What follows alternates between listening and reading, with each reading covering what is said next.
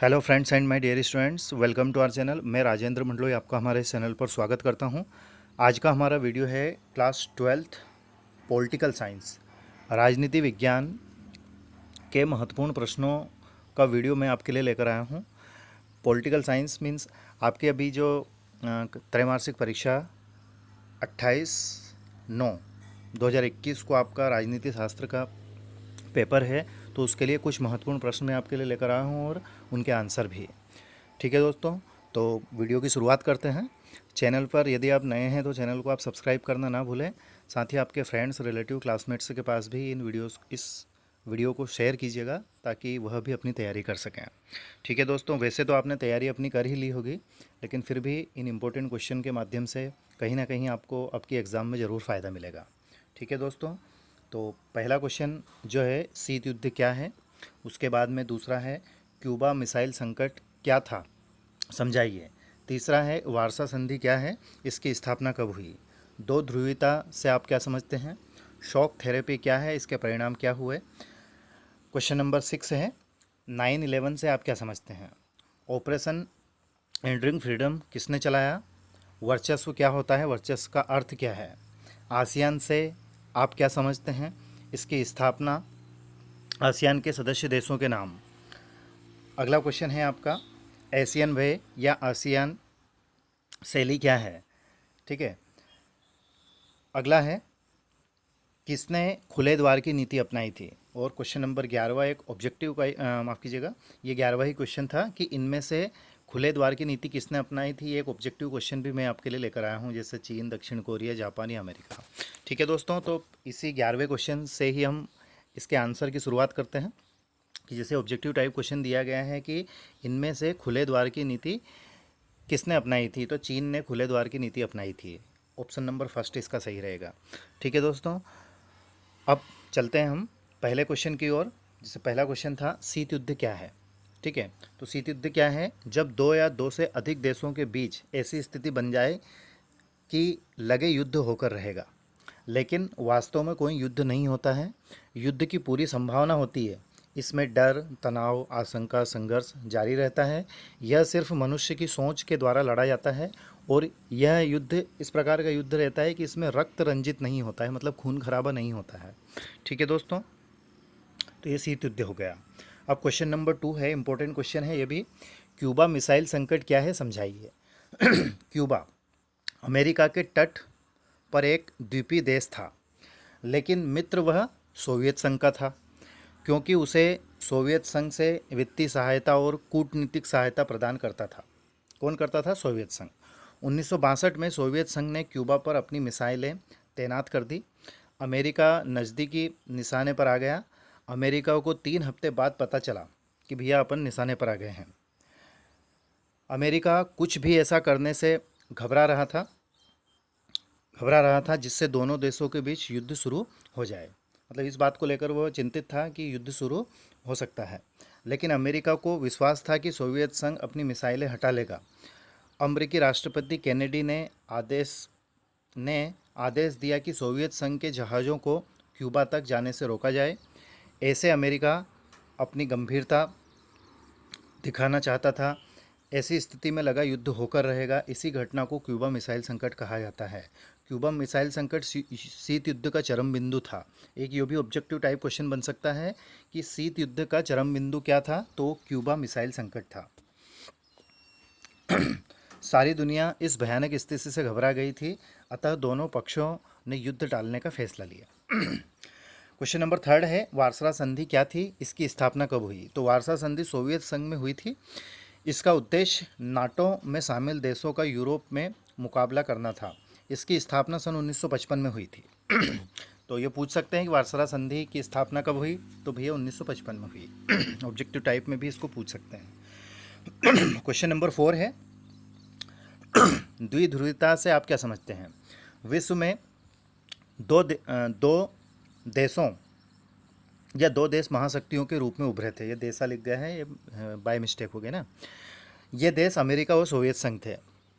दोनों महाशक्तियों ने विश्व में अपना प्रभाव बढ़ाना शुरू कर दिया। वहीं से दो ध्रुवीयता की शुरुआत हुई। बर्लिन की दीवार के कारण दो खेमे बन गए, पूर्वी खेमा व पश्चिमी खेमा। पूर्वी खेमे में सोवियत संघ व पश्चिमी खेमे में अमेरिका शामिल था। दोनों महाशक्तियों ने विश्व के 9 स्वतंत्र देशों को अपने गुटों में शामिल करना चाहा, लेकिन कई 9 स्वतंत्र देशों ने गुटनिरपेक्ष नीति अपनाई और वह गुटों से नहीं अपनाई और वह उन गुटों से दूर रहे। अब क्वेश्चन नंबर 5 की ओर चलें। शॉक थेरेपी क्या थी, इसके परिणाम क्या हुए? तो शॉक थेरेपी का अर्थ है आघात पहुंचाकर उपचार करना। ठीक है। सोवियत संघ के विघटन के बाद साम्यवादी देशों ने पूंजीवाद को अपनाया। यह साम्यवाद से पूंजीवाद की तरह संक्रमण ही शॉक थेरेपी कहलाया। विश्व बैंक तथा अंतर्राष्ट्रीय मुद्रा कोष द्वारा निर्देशित मॉडल को शॉक थेरेपी के नाम से जाना जाता है। इसके परिणाम क्या हुए? जनता बर्बाद होने लगी, रूस का ढांचा चरमरा गया, पूरे क्षेत्र के अर्थव्यवस्था तहस नहस हो गई, अमेरिका एकमात्र महाशक्ति के रूप में उभरा। अब क्वेश्चन नंबर 6 है 9/11 से आप क्या समझते हैं? तो सबसे पहले तो मैं आपको ये बता दूं, 9/11 तो इसका अर्थ होता है 11 सितंबर। तो देखिए, ये अमेरिका में जो, जैसे हम हमारे यहाँ इंडिया में क्या लिखते हैं, डेट लिखते हैं, तो हम क्या लिखते हैं 11 सितंबर। यदि हमें लिखना है तो हम पहले डेट लिखेंगे 11/9/2021 ऐसा लिखेंगे। लेकिन वहाँ क्या होता है, वहाँ पहले महीना आता है और उसके बाद में फिर डेट आती है। तो ये 9 मतलब सितंबर है और ये 11 डेट है। तो 9/11 मतलब 11 सितंबर। इसका आंसर देखते हैं कि ये घटना क्या थी। तो अपहरणकर्ताओं, देखते हैं पहले शुरुआत यहाँ से। 11 सितंबर 2001 को अरब देशों के अपहरणकर्ताओं ने उड़ान भरने के बाद अमेरिका के 4 विमानों पर कब्जा कर लिया था। ठीक है, हवाई जहाज़ों पर। पहला विमान वर्ल्ड ट्रेड सेंटर से उत्तरी टावर व दूसरा विमान वर्ल्ड ट्रेड सेंटर से दक्षिणी टावर पर गिराया गया। तीसरा विमान अमेरिका में स्थित पेंटागन रक्षा विभाग में गिराया। चौथा विमान जो था वो पेंसिल्वेनिया के एक खेत में गिरा, जो कि कांग्रेस की मुख्य इमारत से टकराया था। इस घटना में लगभग 3000 लोग मारे गए। इस घटना के बाद ऑपरेशन एंड्यूरिंग फ्रीडम चलाया गया। ये भी महत्वपूर्ण है कि ऑपरेशन एंड्यूरिंग फ्रीडम किसने चलाया था, तो आपको लिखना है अमेरिका ने चलाया था। ठीक है। मुख्य निशाना अलकायदा और तालिबान को बनाया गया। सारे विश्व में गिरफ्तारियां की गई। कैदियों को खुफिया जेल ठिकानों में रखा गया। संयुक्त राष्ट्र संघ ने अधिकारियों तक को उनसे मिलने की अनुमति नहीं दी, मतलब जिनको गिरफ्तार किया गया था इस घटना के बाद।